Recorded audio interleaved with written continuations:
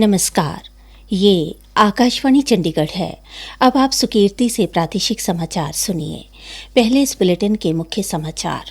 राष्ट्र ने आज संसद पर आतंकी हमले के शहीदों को श्रद्धांजलि अर्पित की। प्रधानमंत्री नरेंद्र मोदी ने कहा, देश उनके सर्वोच्च बलिदान के लिए सदैव कृतज्ञ रहेगा। मुख्यमंत्री नायब सिंह सैनी ने आज फतेहाबाद में सांसद खेल महोत्सव के समापन समारोह का आगाज किया। मुख्यमंत्री ने कहा, सांसद खेल महोत्सव युवा खिलाड़ियों की प्रतिभा को निखारने का एक बेहतरीन अवसर है। मुख्यमंत्री नायब सिंह सैनी ने फतेहाबाद में करोड़ों रुपए की परियोजनाओं के उद्घाटन व शिलान्यास किए।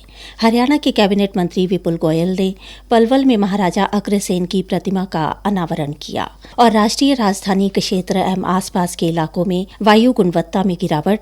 फरीदाबाद में उपायुक्त ने क्रैप के चरण 3 के प्रतिबंधों का सख्ती से पालन करने के निर्देश दिए। अब समाचार विस्तार से। राष्ट्र ने आज संसद पर आतंकी हमले के शहीदों को श्रद्धांजलि अर्पित की गई। 13 दिसंबर 2001 को आज ही के दिन सुरक्षा कर्मियों ने संसद की रक्षा करते हुए सर्वोच्च बलिदान दिया था। उपराष्ट्रपति और राज्यसभा के सभापति सीपी राधाकृष्णन, प्रधानमंत्री नरेंद्र मोदी और केंद्रीय मंत्री पीयूष गोयल, जितेंद्र सिंह, किरण रिजिजू और अर्जुन राम मेघवाल ने संसद भवन में शहीदों को पुष्पांजलि अर्पित की। लोकसभा में विपक्ष के नेता राहुल गांधी, कांग्रेस की वरिष्ठ नेता सोनिया गांधी और अन्य सांसदों ने भी शहीदों को श्रद्धांजलि दी। राष्ट्रपति द्रौपदी मुर्मू ने कहा कि राष्ट्र उन नायकों के साहस, वीरता और बलिदान को नमन करता है, जिनकी कर्तव्यनिष्ठा भारत की राष्ट्रीय भावना को निरंतर मार्गदर्शन देती है। राष्ट्रपति ने आतंकवाद के सभी रूपों से लड़ने के भारत के दृढ़ संकल्प को भी दोहराया। प्रधानमंत्री नरेंद्र मोदी ने कहा कि देश उनके सर्वोच्च बलिदान के लिए सदैव कृतज्ञ रहेगा। उन्होंने कहा कि भीषण खतरे के बीच उनका साहस, सतर्कता और कर्तव्यनिष्ठा सराहनीय थी। फतेहाबाद में आज राज्यसभा सांसद सुभाष बराला की अध्यक्षता में सांसद खेल महोत्सव के भव्य समापन समारोह का आयोजन किया गया। समारोह के मुख्य अतिथि मुख्यमंत्री नायब सिंह सैनी ने फाइनल मुकाबलों का विधिवत आगाज किया। फाइनल मुकाबले में शामिल हो रहे खिलाड़ियों ने मार्च पास्ट किया और मैच खेलकर अपनी प्रतिभा का प्रदर्शन किया। इस अवसर पर खिलाड़ियों व उपस्थित जन को संबोधित करते हुए मुख्यमंत्री ने कहा कि सांसद खेल महोत्सव ने उन युवा खिलाड़ियों को खेल मुकाबलों में भाग लेने का मौका दिया है जो मौका न मिलने से अपनी प्रतिभा नहीं दिखा पाते। यह आयोजन देश के यशस्वी प्रधानमंत्री आदरणीय नरेंद्र मोदी जी के उस विजन का परिणाम है जिसका उद्देश्य खेलों को जन आंदोलन बनाना है। सांसद खेल महोत्सव हमारे खेलो इंडिया और फिट इंडिया अभियान को जमीनी स्तर पर बल देने का एक कार्य भी है। ग्रामीण प्रतिभाओं को खेल से जोड़ने की यह केंद्र सरकार की अनोखी पहल है। इस प्रकार के आयोजन से न केवल आपकी खेल में रुचि बढ़ती है, बल्कि राज्य, राष्ट्रीय, अंतर्राष्ट्रीय स्तर पर भी खेलने के लिए आपको प्रोत्साहन मिलता है। यह प्रोत्साहन भविष्य में पदक जीतने में आपकी मदद करेगा। इस दौरान मुख्यमंत्री ने खेलों को बढ़ावा देने के लिए राज्य सरकार द्वारा किए जा रहे प्रयासों का जिक्र करते हुए कहा, प्रधानमंत्री मोदी जी ने भी ओलंपिक्स 2036 में भारत को खेल महाशक्ति के रूप में स्थापित करने का लक्ष्य रखा है। मुझे विश्वास है कि उस समय हरियाणा के खिलाड़ी सबसे अधिक पदक जीत करके देश का नाम रोशन करेंगे। इसके लिए हम पहले से ही तैयारियां कर चुके हैं। हमारा सपना है कि हरियाणा का हर गांव एक ऐसा खिलाड़ी दे जो विश्व मंच पर भारत का परचम लहराए। हमने इस सपने को साकार करने की दिशा में हमारी सरकार काम कर रही है। सिरसा लोकसभा के 9 विधानसभाओं के लगभग 45,000 खिलाड़ियों ने सांसद खेल महोत्सव में भाग लिया।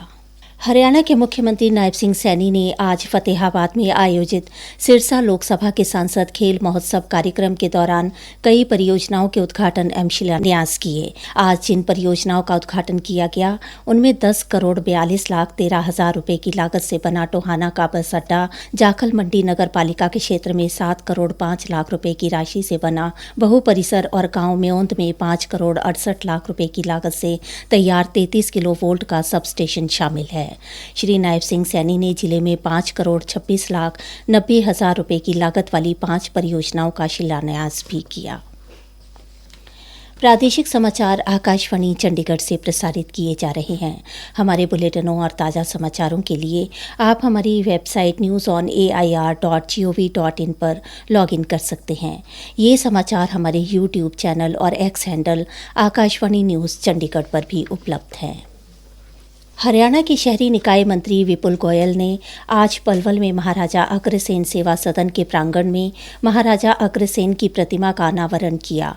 इस अवसर पर उन्होंने महाराजा अग्रसेन सेवा सदन के नए भवन के निर्माण के लिए 11 लाख रुपए की राशि देने की घोषणा की।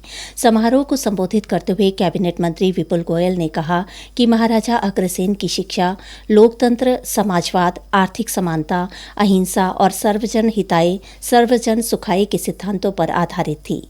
उन्होंने समानता के लिए हर नागरिक को 1 रुपया और 1 ईंट देकर उसका घर बनाने और व्यवसाय शुरू करने में मदद करने की अनोखी प्रणाली स्थापित की।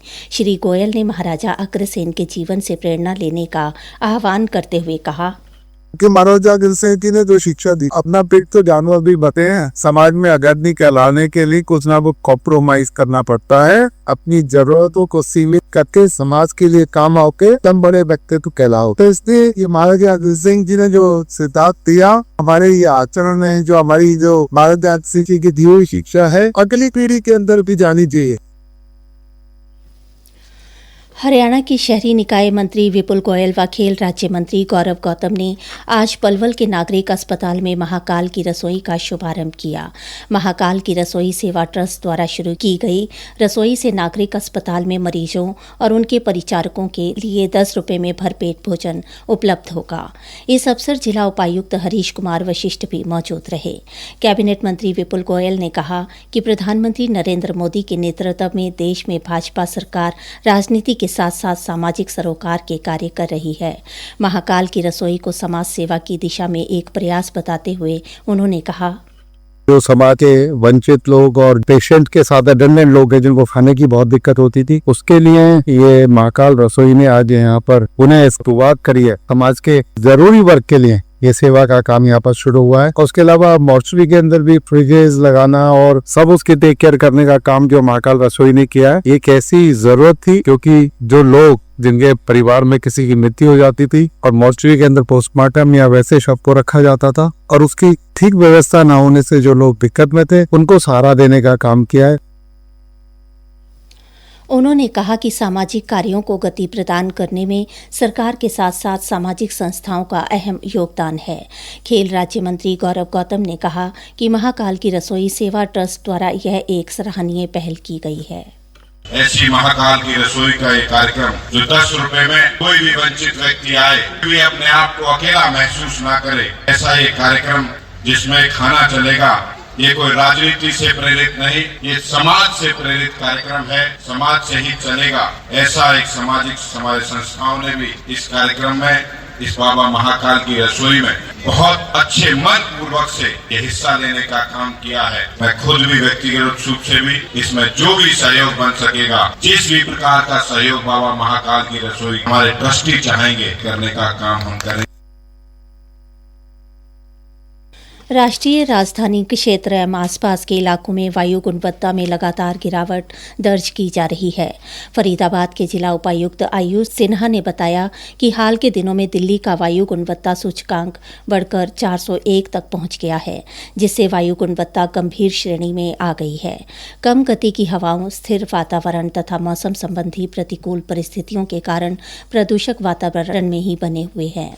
भारतीय मौसम विज्ञान विभाग के पूर्वानुमान के अनुसार यह स्थिति आगामी कुछ दिनों तक बनी रह सकती है। इन परिस्थितियों को ध्यान में रखते हुए उपायुक्त ने सभी विभागों को वायु गुणवत्ता प्रबंधन आयोग द्वारा ग्रैप के चरण 3 के तहत सभी आवश्यक प्रतिबंधों का सख्ती से पालन सुनिश्चित करने के निर्देश दिए हैं। मुख्य समाचार एक बार फिर। राष्ट्र ने आज संसद पर आतंकी हमले के शहीदों को श्रद्धांजलि अर्पित की। प्रधानमंत्री नरेंद्र मोदी ने कहा, देश उनके सर्वोच्च बलिदान के लिए सदैव कृतज्ञ रहेगा। मुख्यमंत्री नैब सिंह सैनी ने आज फतेहाबाद में सांसद खेल महोत्सव के समापन समारोह का आगाज किया। मुख्यमंत्री ने कहा, सांसद खेल महोत्सव युवा खिलाड़ियों की प्रतिभा को निखारने का एक बेहतरीन अवसर है। इसी के साथ ही प्रादेशिक समाचार समाप्त हुए।